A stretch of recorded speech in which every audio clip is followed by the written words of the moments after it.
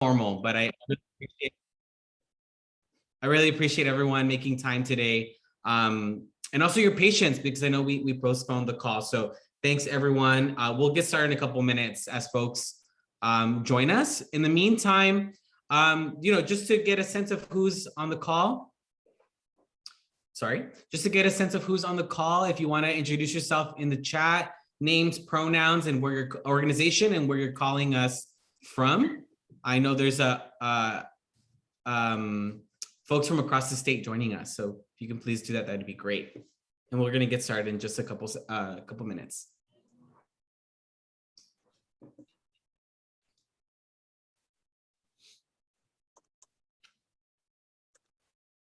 And just a quick reminder, this call is being recorded. So if you do not want to appear in the video, you can go ahead and turn your video off. And this is just so for folks that are not able to join us and also need additional accommodations, we're able to share this video out. During the call today, please make sure you are muted. We want to make sure that there's no outside noise and making sure that everyone can hear. And also just the audio when it's recording will be a little clear. During the community call today, there will be a lot of questions. So please feel free to drop your questions in the chat. And then we're going to have a specific Q&A section at the very end of this meeting that will discuss a little bit about the just general questions. But if you have a question with respect to what someone is covering at that moment, feel free to ask it. Say, I have a question for right now, and then we'll get to your question as soon as we can. And unfortunately, or fortunately, or we are not having ASL interpretation or live captioning at this moment. The folks that RSVP'd, no one needed that resource. So we could disregard the last point on there. But again, thank you all so much for joining us. We're gonna get started in about a minute or so. And thank you to everyone who's introducing yourselves in the chat. We have folks from the San Fernando Valley joining us, Orange County, which is really great. Thanks for joining. Public Law Center, our partners at Initiate Justice are here. Our members at CCIJ, of course. Disability Rights California, joining from Los Angeles. Amazing. Thanks for joining. Bay Area also representing.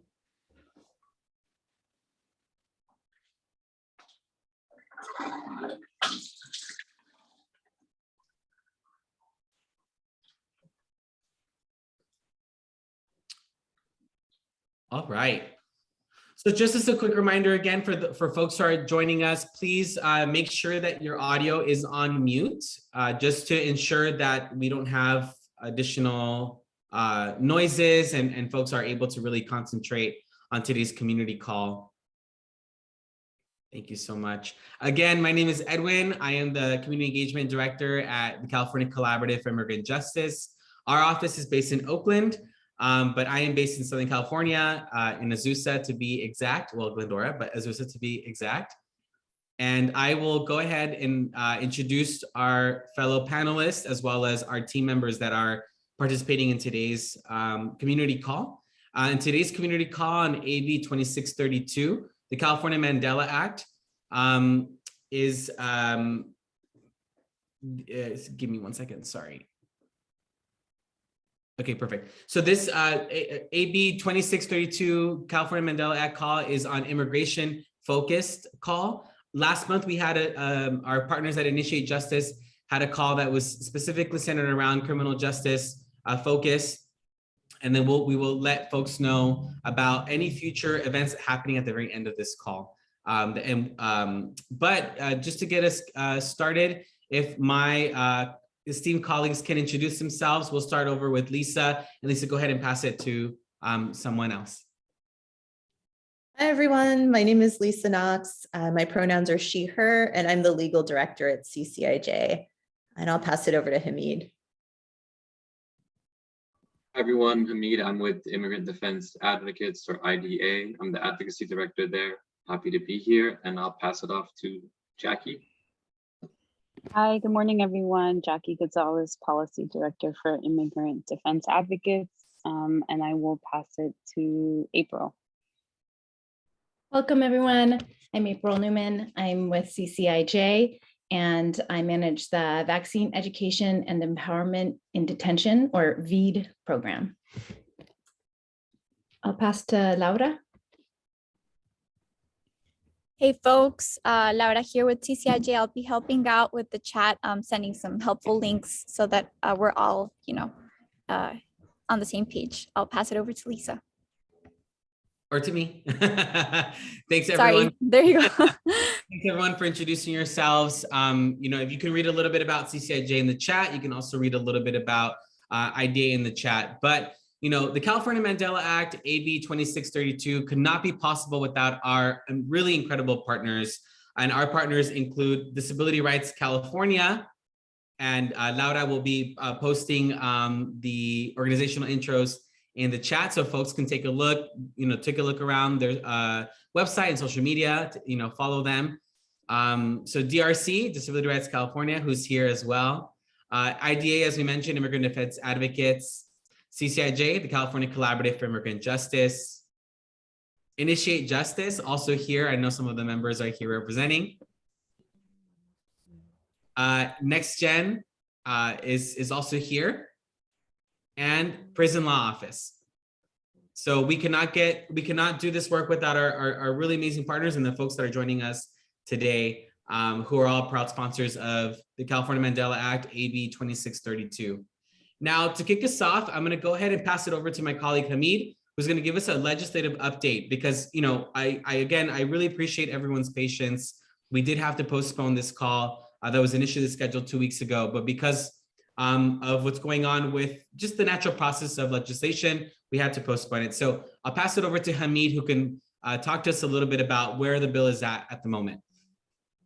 Thanks, Edwin. And like Edwin mentioned, we had to reschedule this call. So we appreciate everyone being flexible. But we have a couple of commitments, major commitments. One is to keep you all sort of up to speed and up to date with this bill. The other is to fight to ensure that the bill stays intact. And so we had to sort of engage in the latter commitment and put off the former for a little while. But as those of you who track the bill know, the bill actually made it through the Public Safety Committee on the Assembly side. We actually have a video of that hearing that I think folks can see in the chat and also in the agenda.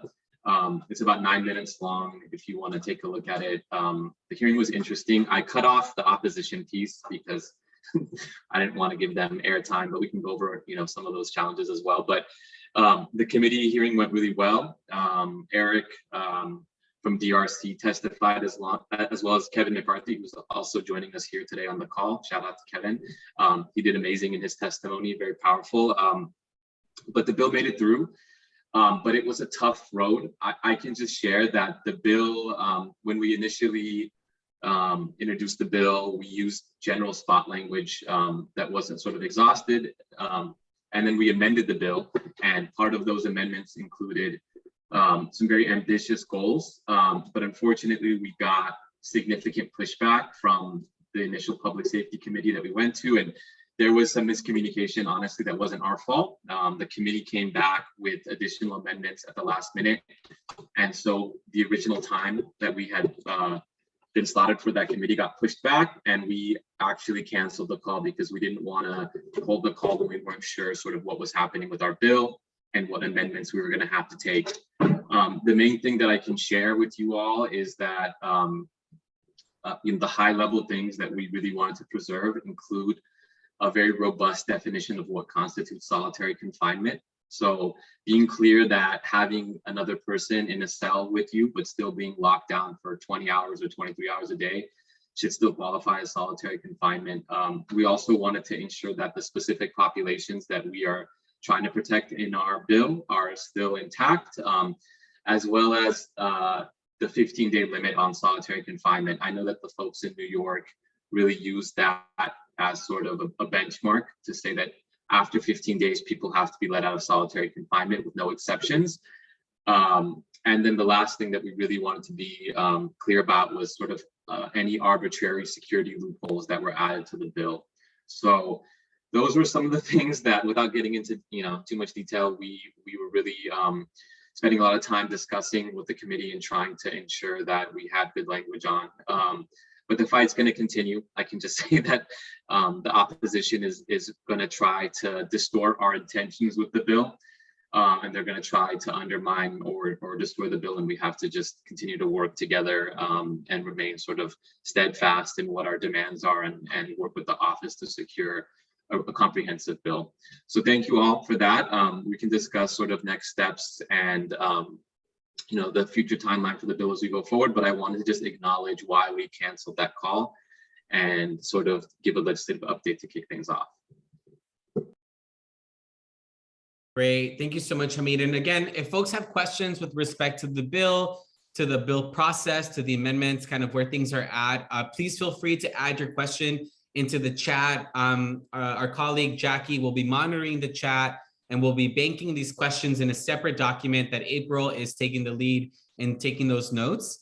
And we will do our best to answer those questions and have a dialogue at the very end of this presentation.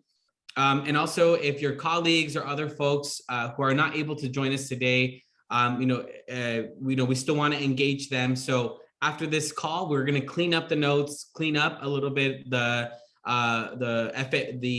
questions that folks are asking, and we're going to send out a frequently asked questions, an FAQ document, so folks are able to see kind of the questions and the dialogue that we had on this call today.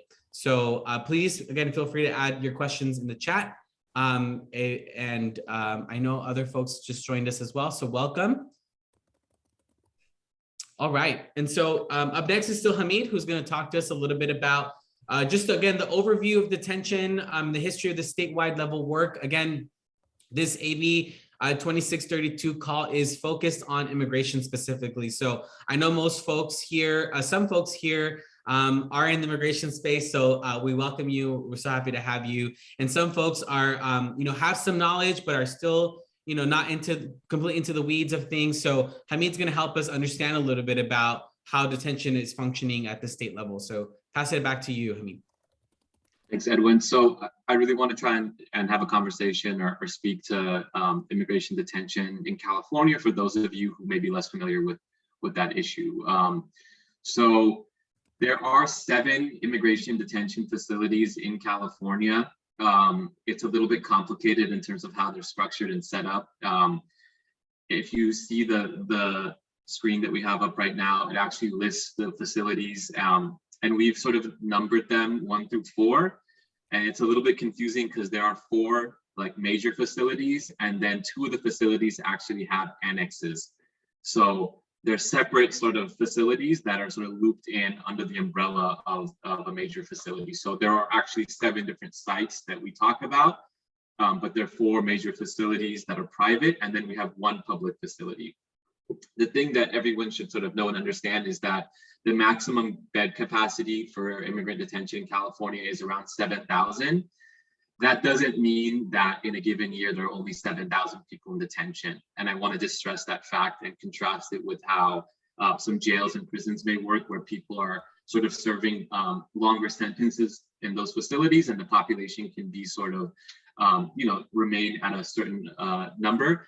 In California and other states, just because you have 7,000 beds doesn't mean that over the course of a year, there aren't actually 20, 30, or 40,000 people systematically moving to those facilities.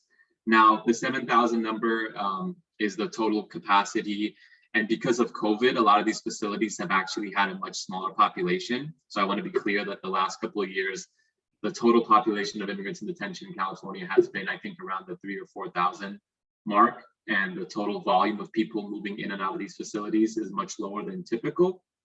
But I think it's safe to say that in any given year, you actually have more than 10,000, if not 20,000 or 30,000 people sort of moving through these facilities in a given year. Some people will be there for a few days, a few weeks, a few months, and then you have some outliers where people are fighting their immigration case for years in these facilities. So you see a range, right? But I want to, for those of you that don't know, people in these facilities are not serving a specific sentence, they're actually in civil detention or civil custody, and they're waiting for their day in court, essentially. And sometimes people can be held in a facility, for example, near the border, and then be sent to another facility in a different part of the state, or sometimes even sent to a different state altogether while they fight their immigration case. So it's a bit of a complicated web, right? But here in California, I want to just point out that almost 90% of immigrants are held in private for-profit detention facilities. And you can see the companies that operate them, the different facilities, you know, and the total population in each facility in the chart that we sort of laid out. The other thing that I want to really stress for people, you know, our personal view, those of us that do this work, is that we feel like immigrants in detention are often the most marginalized population in our country. And the reason why I say that is that people in criminal custody are, for example, entitled to legal representation. They're guaranteed legal representation. People in immigration detention are not. And people who serve time in criminal custody often are then, once they're done with their sentence, then transferred to immigrant detention. And there they basically, you know, the legal mechanisms to protect them are much weaker. The transparency is much less. And, you know, here in California, as with the majority of the United States, you actually have these private for-profit companies running these facilities. And then ICE, the federal entity that oversees these facilities, really doesn't care at all about what happens in these facilities. And there really is very little accountability. Not to say that there is accountability in jails and prisons. That's not what I'm trying to say. But it's often like a lower rung in the political ladder. Whereas, you know, where populations sometimes care about incarcerated folks, people in these facilities, you know, they're basically, a lot of them are viewed as being on the way out, right? So you have instances where people are, you know, not seen as human, or they're preyed upon because of their vulnerable status. And I want to just flag a recent example of that. There was really shocking sexual abuse allegations that came out of a facility, a federal facility in Dublin, a women's prison in Dublin, where guards were essentially systematically preying upon women held in that facility. And part of that investigation revealed that a lot of the women that were targeted were actually immigrant women who were serving federal time, but essentially were undocumented and were slated to be deported once they were done with their sentence. And they were specifically targeted because the guards felt like, okay, well, if I do this to this person, she's never going to be released back in the United States. She's going to simply be deported and she can't do anything about it. So that's unfortunately the world that immigrants in detention, you know, live in, and the world that we try to advocate in. And part of the reason why we are sort of aggressive or unapologetic to an extent about our advocacy is that we've seen time and time again that people in these facilities are treated as less than human. Oftentimes immigrants in detention work for $1 a day in these facilities, and when they die, there's no accountability. And the case of Mr. An is one of many cases where people in these facilities die, and ICE washes its hand of any responsibility, and the system sort of perpetuates. So that's a bit of the high level on immigrant detention.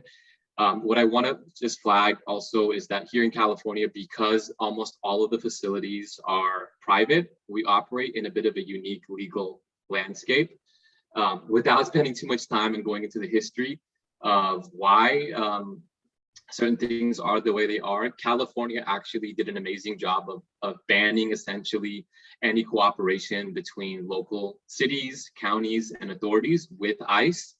But part of that policy has resulted in the facilities that exist in California, except for the Yuba County Jail. All the other detention facilities are exclusively operating in a direct contract between the federal government and a private corporation.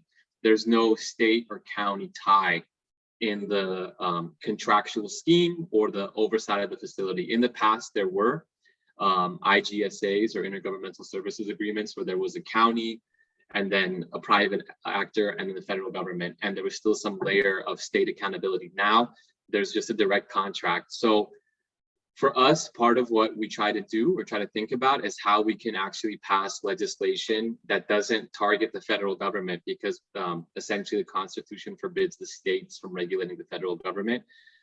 Instead, what we can do as a state is try and target the private operators and pass legislation that says, you know, a private corporation that's detaining people in the state of California can or can't do this. And that's part of the recent success we've had in passing legislation. That includes AB 32, a bill that actually banned the use of private detention in California for prisons, jails, and also in part immigration detention facilities. We're still litigating that bill.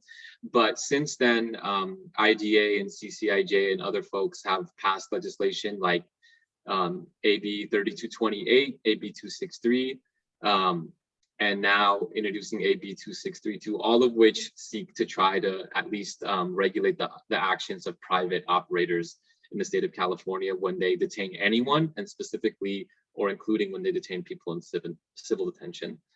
So I'll pause there. I know there was a lot of activity in the chat, and I don't know if I got a chance to review all of it. So I'll pause there if folks can help me with tracking which questions were asked. I don't think there were any questions specific to the immigration overview that you gave. We had one question come in about cost, which I addressed in the answer, but I think that we can engage in a more robust discussion towards the end, since I think a lot of people will have to weigh in on that. But if anyone does have any specific questions to what Hamid just shared, please do feel free to chime in. Great. All right. Well, thank you so much, Hamid, for that overview. And again, if folks have questions, please feel free to put them in the chat. I will say that everyone in immigration detention in California, except for 4 people, are detained in privately owned and operated facilities. There are only 4 people right now at the Yuba County Jail. And the Yuba Liberation Coalition is involved in that sci-fi, which I'll talk about in detail in a little bit. But I do want to pass it over to my colleague, Lisa, who is going to tell us a little bit about the bill's inception and kind of where the bill's origins began. Lisa?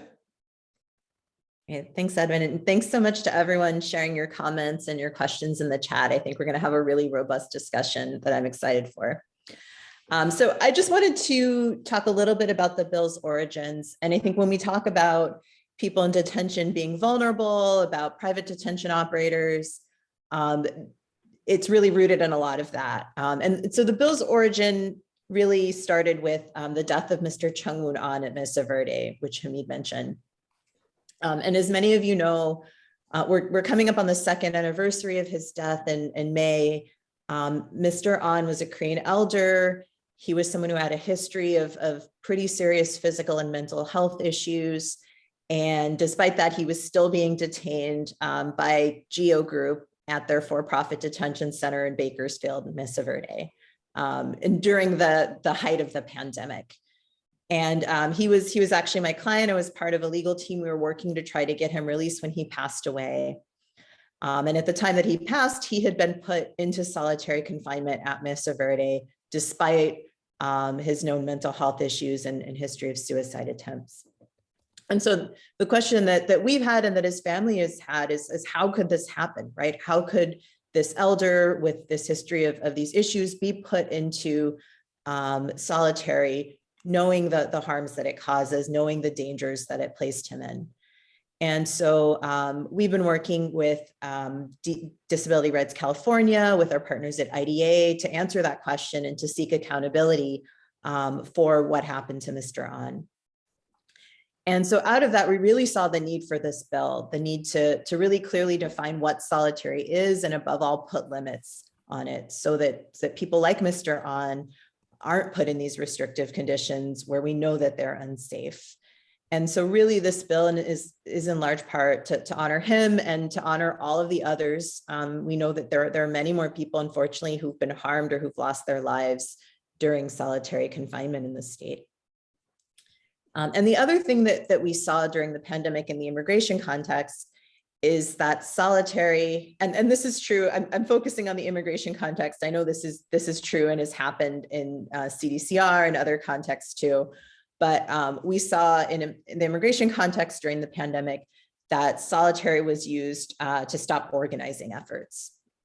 So for example, there was a wave of hunger strikes that happened and work stoppages in detention centers across the state in 2020. And we saw that leaders were being threatened, hey, if you keep this up, we're going to put you in solitary confinement. And many leaders were put into solitary because of their work, right? Exposing the conditions in detention, demanding their rights and their freedom. And that was a pretty effective way in some instances of stopping people, either because of the fear, because they were literally locked away and unable to organize because they were isolated from others in the detention center. So another goal of this bill is to take away that threat, right? To remove solitary as a tool to shut down organizing so that people in detention can continue to organize, continue to fight for their liberation, and expose, what we all know is happening in detention without that fear that they're going to really be tortured by being put into solitary confinement. So I just want to sort of ground us in that and give that information about the origins. And I'll turn it back over to Edwin. Thanks, Hemi. Thanks, Lisa. Sorry, I was going to say, we're going to pass it over to Hemi to talk a little bit about the goal with this bill in particular and the issues related to solitary. Thanks, Lisa and Edwin. And yeah, thank you for sharing the background, Lisa. I do want to acknowledge, the amazing history of organizing in California on the issue of solitary confinement and the decades of work that has been going into that work. We have folks on the call who've been working on this issue for a very long time. We want to acknowledge that work. We want to build on that work. We are very focused on the immigration piece of it. And that was part of why, we sort of encountered it. It was in the context of immigration, but we want to give all due sort of respect to the amazing organizing efforts that have been going on now for more than a decade in California, including folks that are on this call, and sort of, draw the parallels between their struggle and their efforts to organize on the inside and some of the work that's been going on in immigration detention. And like Lisa said, solitary has really been weaponized against immigrants in detention. We know it's been a weapon used by the state against activism now for decades. Going back to civil rights activists and the Black Panther Party, and so many people, even internationally, people being, tortured and imprisoned for their beliefs. And I think you can see that happening here in the United States in various contexts. Certainly in the fight for racial justice, solitary is a huge weapon that the state and the racist state uses against minorities. So I think for us, both in the context of immigration and generally, we want to take that weapon away. Specifically for immigrants in detention, part of what we want to do is abolish these facilities, right? First and foremost. But while we're working on that, or while we're trying to accomplish that, the other thing that we want to do is ensure people have at least some legal resources and the ability to fight their cases and to stay in this country. And we've seen time and time again, like Lisa mentioned, that solitary is used as a weapon to isolate people who are organizing on the inside. It's also used as a weapon to get people who are fighting their case to accept deportation, right? And we've seen time and time again that it really breaks the spirit of people. A lot of you on the call are familiar with that strategy. So for us, the goal is to have immigrants included in this bill, but have them receive no more and no less than other people in the state of California, including those that are in jails and prisons. And we really want to ensure the bill does not create, exceptions that leave people out, right? So we're working on that. We certainly are trying to have higher thresholds for certain specific or vulnerable populations, including people with disabilities.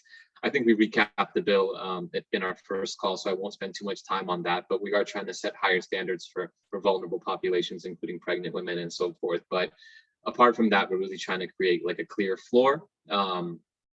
And I think for those of us doing this work in California, it really sends an important message to the private operators and to ICE that they can't continuously torture, abuse, and kill people in California using solitary confinement and then expect that no one is going to do anything about it. Like for us, for our constituency, for the people we represent, we have to send that message, right? Because we can't allow them to continue to operate in the shadows that way. And it's very, very difficult to sue the federal government to get accountability. So this is one way that we can try to at least generate attention on the issue, but also hopefully pass real comprehensive legislation that benefits everyone in California. So that's sort of the high level goal piece for the bill.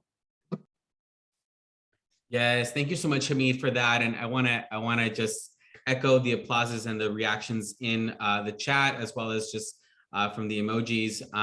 But of course, you know, as Hamid said, this is building on decades and years of organizing, of calling attention to these issues. And so, you know, just because, you know, there's a couple of us here talking about the bill doesn't mean that we're leading the bill. We're actually taking our cues from folks in detention, in immigration detention specifically, because this is an immigration focused call. You know, we're doing our part to also ensure that the voices of those directly impacted in these facilities, that is also being reflected in this advocacy, that they're also being involved in this legislative process. So it's not coming from someone like myself who's never stepped foot in solitary confinement, rather as someone who can uplift and amplify those voices. So I'm going to pass it back to Lisa, who's going to give us a report back on that listening session, on that feedback session that she and all our other colleagues participated in with folks in detention. Lisa? Thanks, Edwin. And as Edwin said, you know, we certainly want to make sure whatever we're putting forward, right, the folks that are most impacted by this practice of solitary are the ones who are leading it, right? And that what we're putting forward is in line with what they want and what they need, right? Because folks who've been through this and are going through this right now, ultimately, that's who, they're the experts. They're the people who know what's needed. So we had a listening session on April 8th with individuals from 4 detention facilities in California. So 4 of the 7 private facilities Hamid mentioned. And it was really great because they're all leaders. They're people who've been involved in organizing and calling attention to abuses in detention. And most of them come, in fact, all of them came either from CDCR or jails. So most of them had been in some form of segregation or solitary on the criminal side before they came to immigration detention and had an experience with it there. And so we went over the language of the bill with them, and there were really sort of 3 main things that the group raised. And one is something that I've seen discussed in the chat, which is the definition of solitary. And folks shared it was really important that we have that robust definition of solitary that includes people who are in 2-person cells, because as some of you on this call could explain and know from personal experience, right? Being in solitary confinement with one other person is still solitary, it's still torture, it still negatively impacts people. And so that was one feedback that we got, was that absolutely we need to maintain that robust definition. Another thing that folks brought up was the need for oversight and including that, which we have fought to include in the bill. You know, as many of you know, in both CDCR and in immigration detention, people saw staff falsifying records, saying that people refuse to leave their cell for rec time and really they haven't been allowed out. And so really emphasize that we need some way to monitor and make sure that these facilities are actually complying. And then the third thing that folks raised was the issue of so-called voluntary placement in segregation and in solitary. This is a really big issue in immigration detention, although I know also elsewhere that people basically are forced to choose between solitary confinement or being unsafe, right? There isn't really, for folks who are familiar with CDCR, where there's 50-50 yards, or special needs yards where people can be in population separate from general population. That doesn't exist in immigration. It's basically solitary cell or general population. So they thought that it was really important that we have a provision that stops these facilities from using segregation as protective custody, and that people who need protection still need to get access to services and out of cell time. And that was another thing that was really important. And so for us, you know, we're here to advocate for what impacted folks need and to be accountable to folks in immigration detention. So that's going to guide us as we move forward. And, you know, as Hamid mentioned, we have a fight ahead of us. We're facing amendments, but we really are committed to holding firm on what folks say they need to be in this bill. And we will be having in the future, more listening sessions. I think we're going to schedule one for Spanish speakers, because feedback we got was that people wanted to have a space where they could talk between themselves, right, and share ideas. And so it'd be better to have a separate call for Spanish speakers. So we'll share out info when we get that call scheduled if folks want to participate or know of folks who would want to participate. I just add. So I could talk more, but I'll stop there so we have time to discuss that further. Can I just add one thing, Lisa? Yeah, go for it. I'll say, you know, one of the most consistent things that I heard on that call with Lisa was people just thanking us, one, for doing this.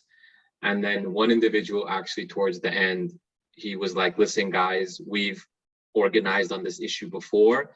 And I think he was alluding to the litigation and the settlements that were secured by folks over the years, you know, on the issue of solitary confinement. And he was, all he said was like, we can do this, like we can actually make a change. And for me, like, it was really, really just heartwarming to hear him say that to us, but to also say it to the other folks that were on the call, because that, you know, they don't often get a chance to talk to other folks in other facilities. So it was very inspiring to me for him to just to say that. And it reminded me that, you know, the work has been done before and we can do it together. So I just wanted to echo his sentiment and share it with the group. Yes, that's really important to acknowledge and to include him. So thank you for sharing that. And thank you, Lisa, for that report back. So I know folks were asking, like, are folks in detention going to be on this call? Just for the sake of logistics and being able to kind of go through the Q&A session, we are scheduling these separate feedback calls with folks in detention. So we're also able to have this robust conversation and again, a feedback session. But just, so I wanted to say that just in interest of time, because there's a lot of knowledge, a wealth of knowledge and a lot of wisdom and a lot of years of experience that is being reflected on the chat. I will give my update very quickly and then we'll open it up. I'll pass it to Jackie where she'll open it up to the Q&A portion. But I did want to give folks a general overview about what's currently happening in immigration detention. As of now, according to the Transactional Records Access Clearinghouse track run by Syracuse University, they recently reported that there's about 18,846 immigrants held in immigration detention centers across the country. This is the third time this year that number has gone below 20,000. If folks really quickly know, Congress actually has codified a bed quota. So at any moment, there is about 36,000 beds available for immigrants to be in detention. And so at the height of the pandemic, there was about 13,000. So that was like the lowest number that we saw. So every time the Biden administration or any other administration that comes in and says, oh, we can't do that. Yes, actually you can. You actually can depopulate these facilities. You actually can free people back into the communities where they can fight their immigration cases along with their families. And so, but one thing that I will note on this trend is that we are seeing an increase in the alternatives to detention program. So a lot of surveillance that is being used. Over 200,000 people, 200,000 families are being subjected to this level of surveillance, phone calls, curfews, check-ins with ICE, ankle shackles or ankle monitors. You know, the level of technology that is being developed to track people is very frightening. So that's something that we are fighting for people to be released from detention, to shut these places down, but we also have to have an eye out on this alternatives to detention program as well. So with solitary confinement being a big issue in this legislative process, folks inside, as Lisa and Hamid have mentioned, have also been organizing and advocating for better conditions on the inside, while also simultaneously fighting for their liberation. And so, as we mentioned, you know, with the 7 facilities, Yuba County Jail is one example of them, where the Yuba Liberation Coalition, that was formerly known as the Free the Yuba 11 Coalition, successfully depopulated that jail on the ICE custody side in October of 2021, when Ricardo Vasquez Cruz was the last person to be released. And so that demonstrates to us that there is the organizing, there's power there's power in community legal partnership, and that folks are able to not just fight for their cases, like I mentioned, but exposing these awful conditions in these facilities, retaliation, inhumane conditions. Thank you, Laura, for sharing the Yuba Liberation Coalition site in the chat. Please take a look at it. But with that said, folks have also used the only thing that they have in the facility, which is their bodies, right, to go on hunger strikes, to raise issues on the lack of COVID safety protocols, to raise awareness around the detention conditions, to raise awareness around the awful, awful food and commissary items that are being sold at very high prices in these facilities, as folks in jails and prisons know, often are moldy, inedible. There's cockroaches, insects found in the trays of food. And so Laura, just so we don't go too much into it, but Laura is sharing in the chat a report on detention conditions where you see testimonies from folks in detention about the conditions in the facility, as well as a food report that we just published where 88 people were surveyed to discuss a little bit about what their food trays have. And so some really damning information, unsurprisingly, unshocking information. We know that this is happening.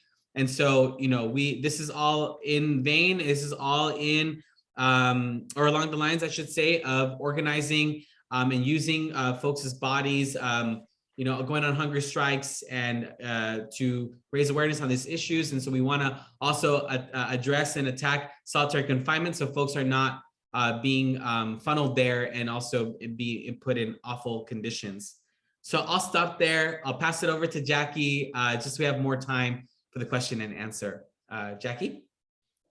Thank you, and thank you to the panelists. We did have a few questions that I tried to address in the chat directly, and I'll just summarize them so we can get into a discussion about the other ones that I didn't address. The first was just clarification around the robust definition of solitary confinement, and I think a couple of the panelists shared, you know, there isn't, just so folks are clear, there's not right now an existing definition in statute in the state of California on what solitary confinement is. So one goal of this bill is to really establish a definition, right? So, and if we establish a definition, we want that to be a good definition and as expansive as possible so that we capture and protect people from this awful as many people from this awful practice. And one of the big pushbacks that we got, as we explained earlier through this amendment process, was to pare down our definition to include only a person in a single cell. And we know in practice that so many people are doubled up in cells, not just in counties here in California, but also, you know, in immigration detention, as Lisa mentioned, from the feedback process that she had with folks. So we do celebrate, although temporary, we do celebrate right now that we still have the definition we wanted in the current language, and that definition includes when someone is held together with another person. So that was one question from the chat. I will, there's a question, and maybe this is a good one to begin with before getting into the nitty gritty, from Jack. Thank you, Jack, for joining us and sharing your background. Sorry about, you know, the conditions and the length of time that you spent in solitary. It's humbling to be on this call, and thank you for taking the time to join us today. Jack had a question about where a specific group, California Families to Abolish Solitary Confinement, is at. It's an organization that's done a lot of work in this space historically. We often get this question not about a specific org, but about, you know, lots of different orgs and where they are. And so I'm going to kick it to you, Hamid, to answer this question and just remind us a little bit about how this came together and where we are now, which is welcoming of anyone that does want to join us at this juncture. Thank you, Hamid. Thanks, Jackie. So the first thing I'll say is if folks have a suggestion or recommendation for organizations for us to reach out to, please do let us know. I can say that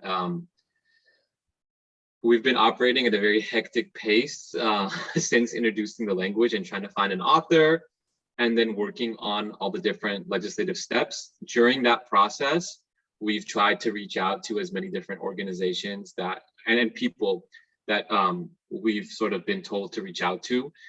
Sometimes we've been successful, and sometimes We haven't, either through our own fault or through scheduling conflicts.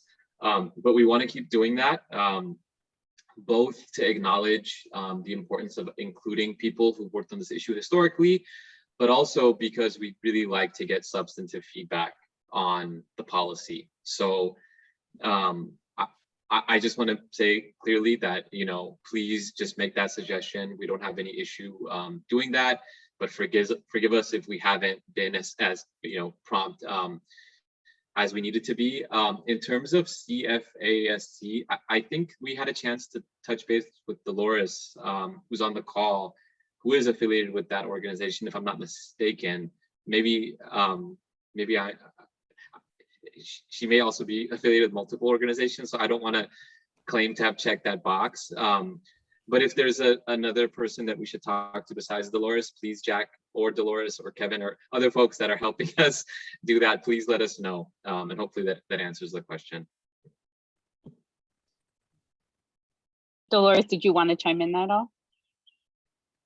Yes, thank you so much. Yeah, I just want to say that the night before the bill was introduced officially, I did get a call from Familia with the Disability Rights Organization, and we sent in a letter, CFAS sent in a letter of support. I've talked to numerous family members. I brought this up at our last meeting, and we are in support of this. I mean, how could we not? And then we are also having a huge event in July. Every year in July, we do something in honor of those that went on hunger strike. So definitely we'll be reaching out to you to participate and everything like that, because we we're former solitary survivors ourselves. We're family members of solitary survivors. We have loved ones that were in all 3 hunger strikes, and we don't like no drama. We're just so chill. We like to, the very first time we ever got together with the Bay Area, they called me up and they're like, what do you want us to do? I'm like, come have a barbecue with us at Tri-City Park and get to know the people. And that's how we roll. We don't want no drama, no problems. Just like they all broke their end of hostilities inside, came together to organize, Black, brown, territorial. That's how we've always kept it, to how they initiated it in peace and coming together in unity. All colors, all areas, all boundaries, no drama, no high-siding, nothing. Let's just do the work. So thank you.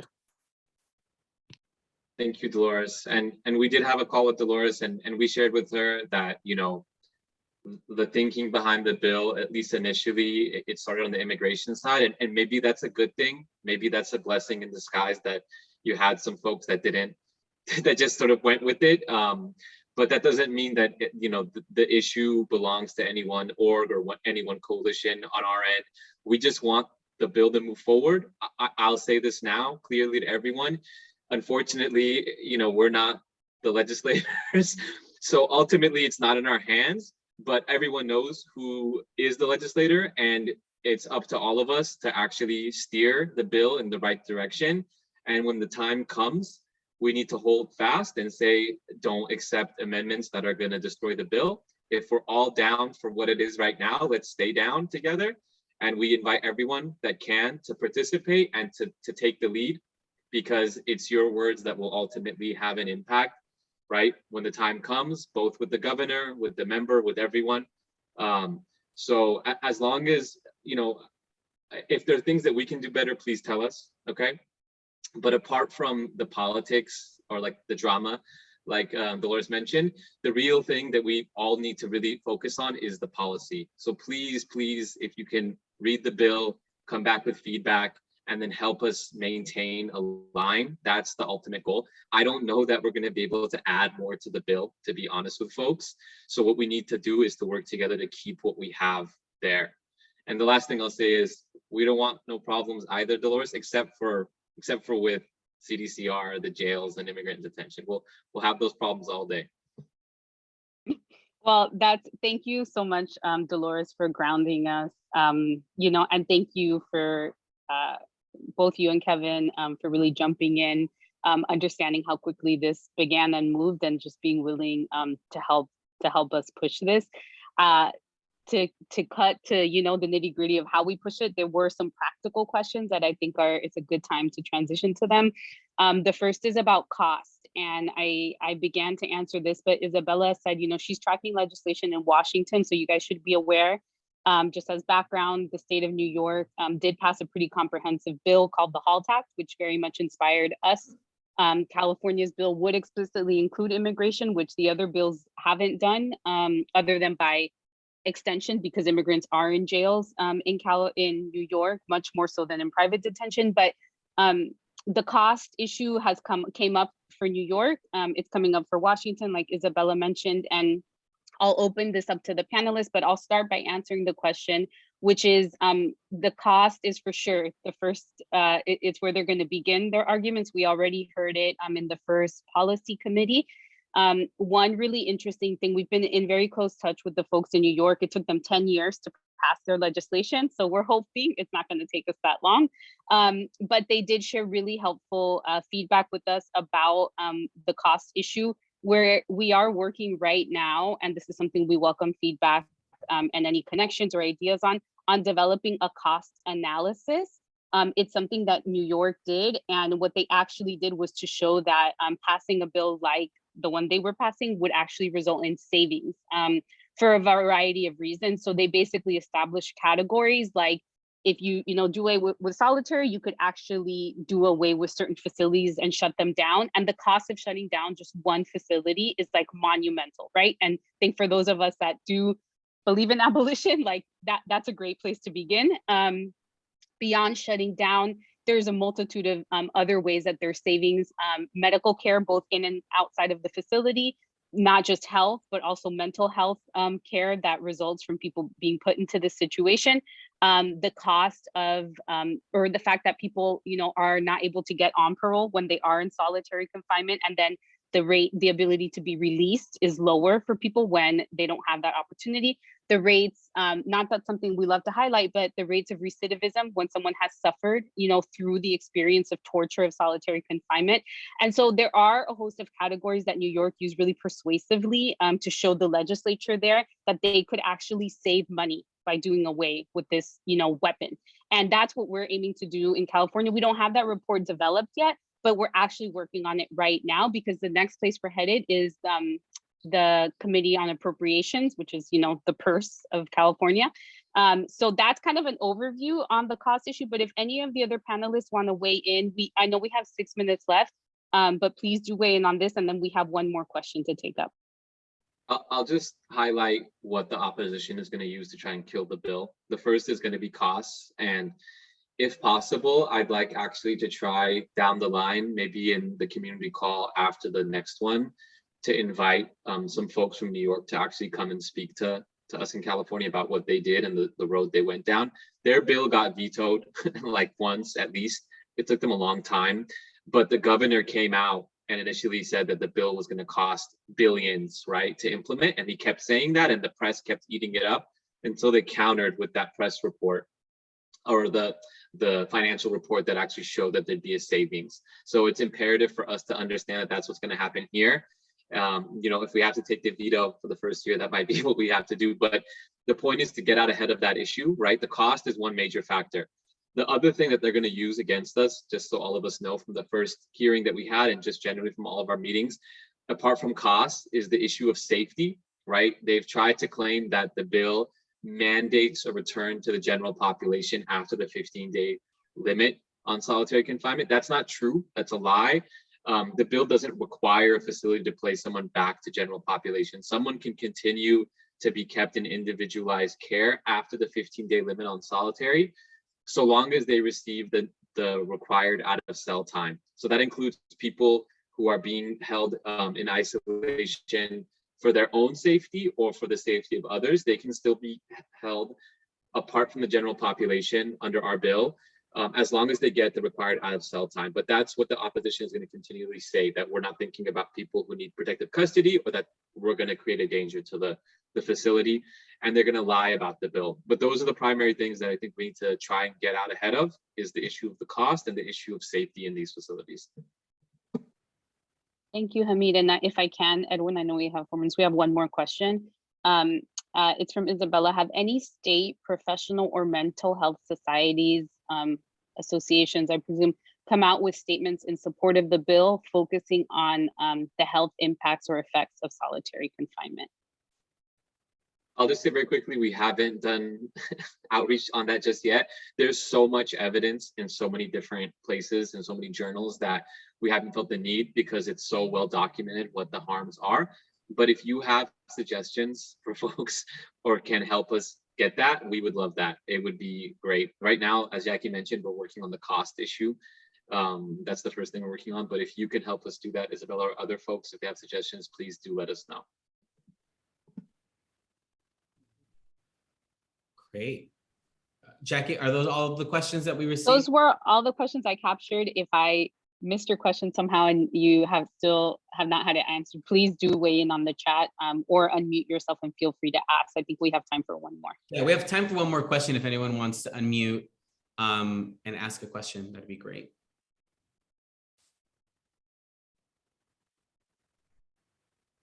We can also give you your time back. If there's no more questions, I just wanted to add one more thing as folks think.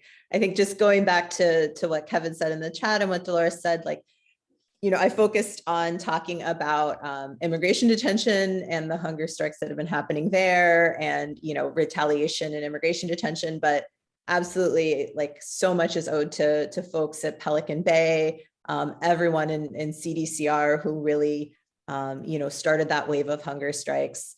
And a lot of the folks in immigration detention that are organizing now actually came up out of that and had been in those hunger strikes in CDCR and now in immigration detention. So I just want to recognize that and thank the folks on this call who are involved in that work, because I think without that, yeah, we wouldn't be here today. So if folks do have other questions, though, please do raise them. I know we have a little bit of time.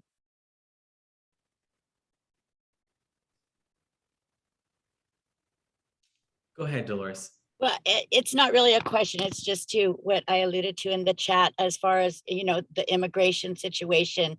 I mean, I'm really glad I'm personally affected with family, but I've seen what they go through and the minimal support and advocacy and legally, you know, I mean, the feds literally shut the bail project down because they'd come up with something and we'd beat it and go around it. And, you know, to where they said, okay, we're going to let him out on your side, thinking everybody was going to jump bond because at first they were just putting them on, and we got sponsors and families. So when that worked and they were showing up, they did something else. And so I know when it comes to representing this population, law enforcement just feels they can come at you stronger and stronger and do whatever they want.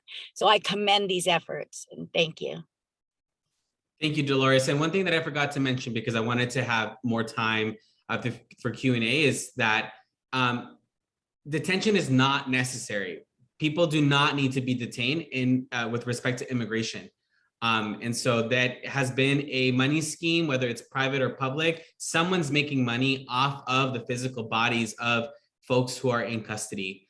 So Dolores, thank you for mentioning that. And I do want to uplift Kevin's comment. We're all in this together. We can do this. And I really appreciate everyone for making time today to join us in this community call. Please stay tuned. I have most of your emails. Please stay tuned for the disability rights focused community call, which will come next month and will be hosted by our incredible partners at Disability Rights California. So more information will be sent out for that as well. And, you know, as we're moving through the legislature, you know, as we're trying to hold the line, you know, we may be calling for a call to action to basically reinforce the line, right? And then really pressure elected officials to show that actually, in fact, people don't want this, right? People want to push and hold the line with respect to solitary confinement. So thank you all so much for joining us today. Again, my name is Edwin with CCIJ, and I will see you all soon. Thank you so much. I appreciate it. Thank you. Thank you. Great call. Thanks. Look forward to the next one. Bye-bye.